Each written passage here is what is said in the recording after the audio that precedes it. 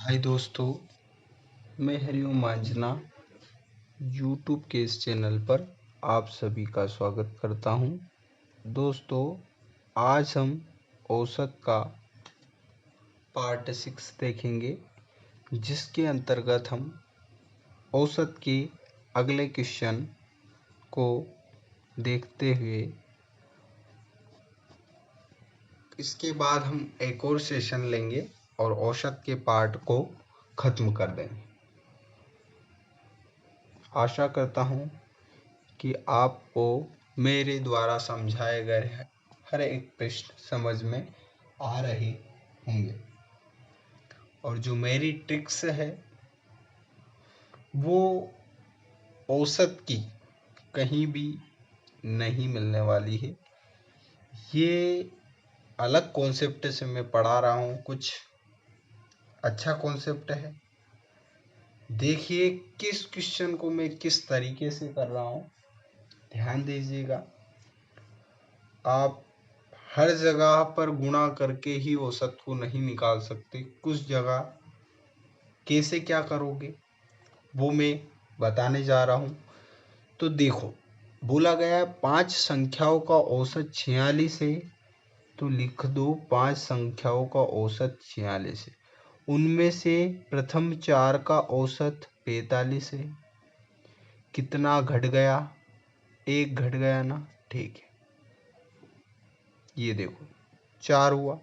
अब यहाँ पर ध्यान लगाओ, यदि औसत आपका घट जाता है,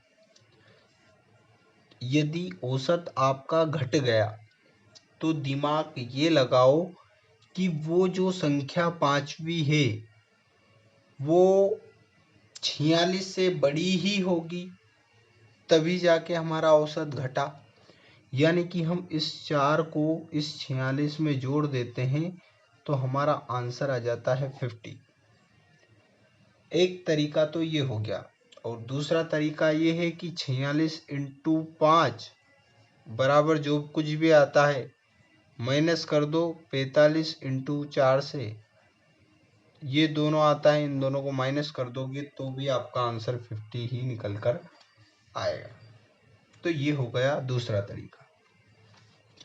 अब रही बात और दूसरे प्रश्न की, तो उसमें हम इसी कॉन्सेप्ट को अप्लाई करेंगे कि किस तरीके से यहाँ कॉन्सेप्ट अप्लाई हो रहा है, या इस कॉन्सेप्ट में हो रहा है या नहीं हो रहा, देखते हैं। बोल रहा है 10 संख्याओं का औसत 15 है।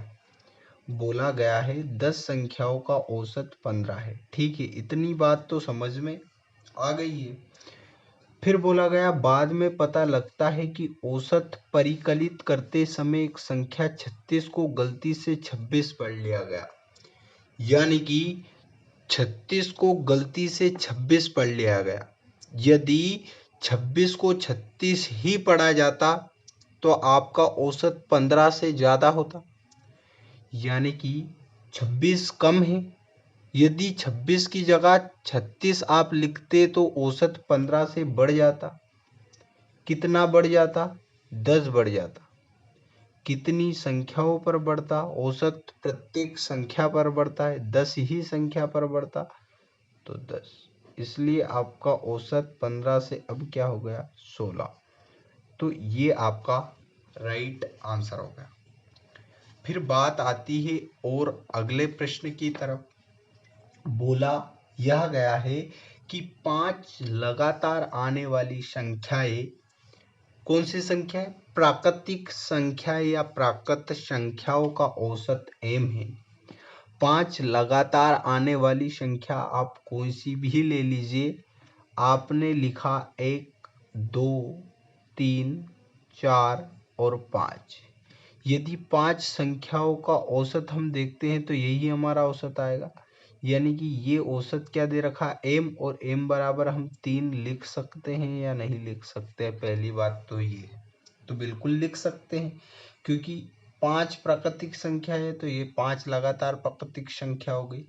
औसत हम देखते हैं तो बीच वाला हमारा औसत रहता है, यदि अंतर समान रहता है तो अंतर समान ही है प्रत्येक में एक एक का, यानी कि 3 हमारा आंसर होगा। यानी कि प्रश्न में तो m दे रखा तो 3 बराबर हम m लिख सकते हैं। पहली बात तो ये हो गई।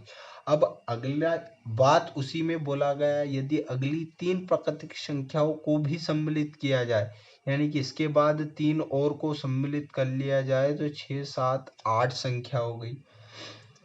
कर लिया जाए तो इन 8 संख्याओं का, यानी कि इन पूरी 8 संख्याओं का औसत m से कितना अधिक हो जाएगा।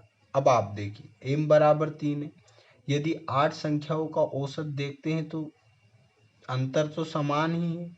4 इधर देखेंगे, 4 इधर देखेंगे, यानी कि जो ये वाली संख्या आएगी वो हमारा औसत आएगा। यानी कि अब हमारा औसत कितना आ रहा है, 4.5।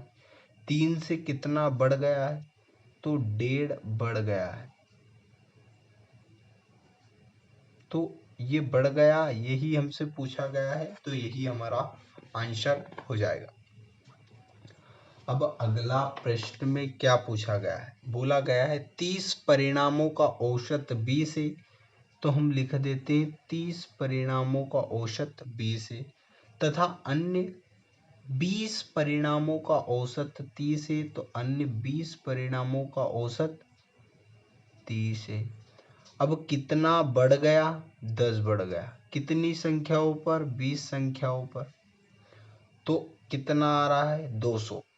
सभी परिणामों का औसत ज्ञात करना है। सभी परिणाम तो हमारे 30 और 20 50 हो रहे हैं, यानी कि 5 चुक 20। तो सभी परिणामों का औसत कितना होगा, इस 20 में हम 4 जोड़ देंगे तो हमारा आंसर 24 हो जाएगा। सर हमें ये समझ में नहीं आई, ये बात समझ में नहीं आई, तो ये बात समझ लो। 30 परिणामों का औसत 20 है प्लस 20 परिणामों का औसत 30 है, तो टोटल संख्या हो जाएगी 50। अब इससे देख लो आप, 600 प्लस 600 1200, 1200 बटे 50 आप करोगे तो भी आपका वही आना है, 24 पंजे 120, और 24 ही इससे आपका सही आंसर निकल के आ रहा है, जो कि बहुत ही नजाकत के साथ में हमने इस आंसर को सही कर दिया है। ठीक है, इसी के साथ में हम आज के इस सेशन को समाप्त करते हैं, और कल इसी टाइप के अन्य क्वेश्चन को लेकर आते हुए सेशन को हम आगे बढ़ाएंगे। ठीक है दोस्तों, तो मुझे लगता है कि आज के लिए यहाँ तक बहुत करवा दिया है, और हम कुछ क्वेश्चनों को कल लेकर आएंगे और औसत के पार्ट को हम समाप्त कर देंगे। ठीक है दोस्तों।